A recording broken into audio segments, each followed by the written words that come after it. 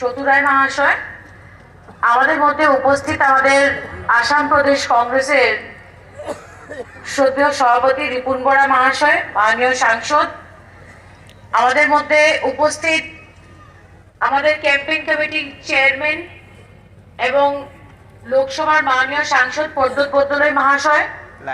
আমাদের মধ্যে উপস্থিত আমাদের মাননীয় বিধায়ক এবং deputy CLP leader Rakibul Hossain সাহেব, আমাদের মধ্যে উপস্থিত আমাদের অতি প্রিয় বিধায়ক কমলাক্ষ দে পুরকায়স্থ মহাশয়, এখানে উপস্থিত আমাদের প্রাক্তন মন্ত্রী সিদ্দিক আহমদ সাহেব, এখানে উপস্থিত প্রাক্তন সাংসদ ললিত মোহন শুক্লবৈদ্য সাহেব, এখানে উপস্থিত আমাদের অতি শ্রদ্ধার মুক্তাদির চৌধুরী মহাশয়, আমাদের প্রাক্তন এমএলএ এবং পার্লামেন্টারি সেক্রেটারি মনিলাল গোয়ালা মহাশয়, এখানে উপস্থিত হাইলাকান্দি জেলা কংগ্রেসের শ্রদ্ধেয় সভাপতি জয়নাল উদ্দিন লস্কর সাহেব, এবং আমি বলবো যে আজকে এই সভার মুখ্য অতিথি যিনি অনেক দূর থেকে বিহার থেকে এখানে এসে উপস্থিত হয়েছেন, আমার বড় ভাই শাকিল আহমেদ সাহেব, ওনার জন্য একটা জোরদার তালি দেওয়া হোক। এই মঞ্চে উপস্থিত আমাদের আসাম যুব কংগ্রেসের সভাপতি কমরুল সাহেব, এখানে উপস্থিত যারা স্টেট এনএসওয়াই থেকে আমাদের দুজন অফিস বরার এসছেন, এখানে উপস্থিত মহিলা কংগ্রেসের সভানেত্রী সহ যারা মহিলা কংগ্রেসের কর্মীবৃন্দরা রয়েছেন,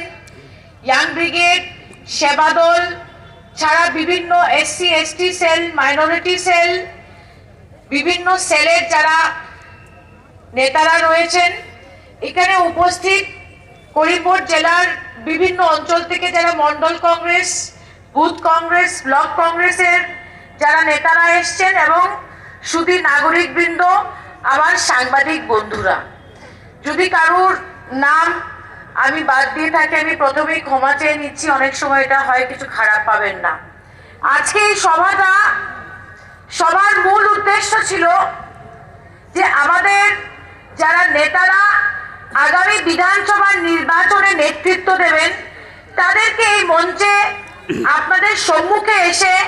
আপনাদেরকে বক্তৃতা দেওয়া এবং জানানো যে আজকে আমরা যে আসাম সরকার গঠন করব,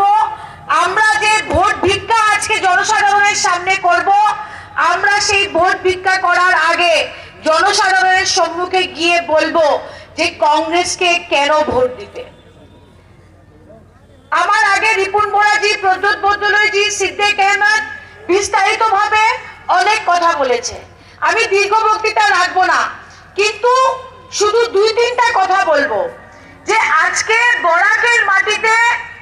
আমরা ভারতীয় জনতা পার্টির 2 জন সাংসদ দেখেছি।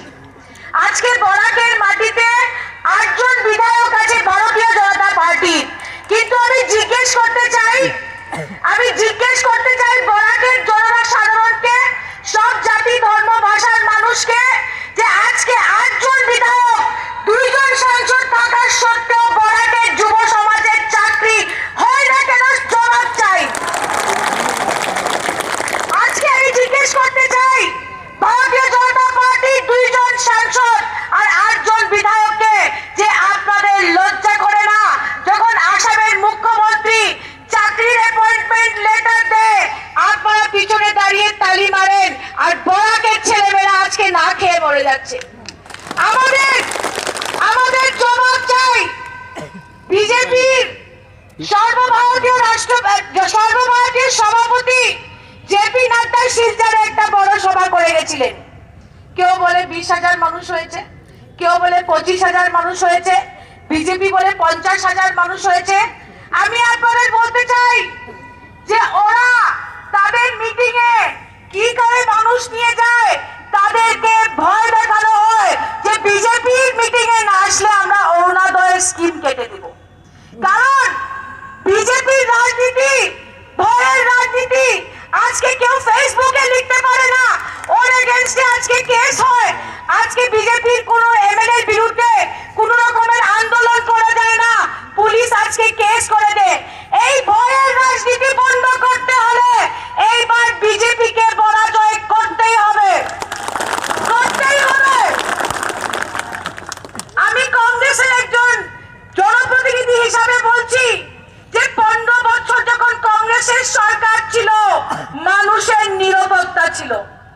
15 বছর যখন কংগ্রেসের সরকার ছিল,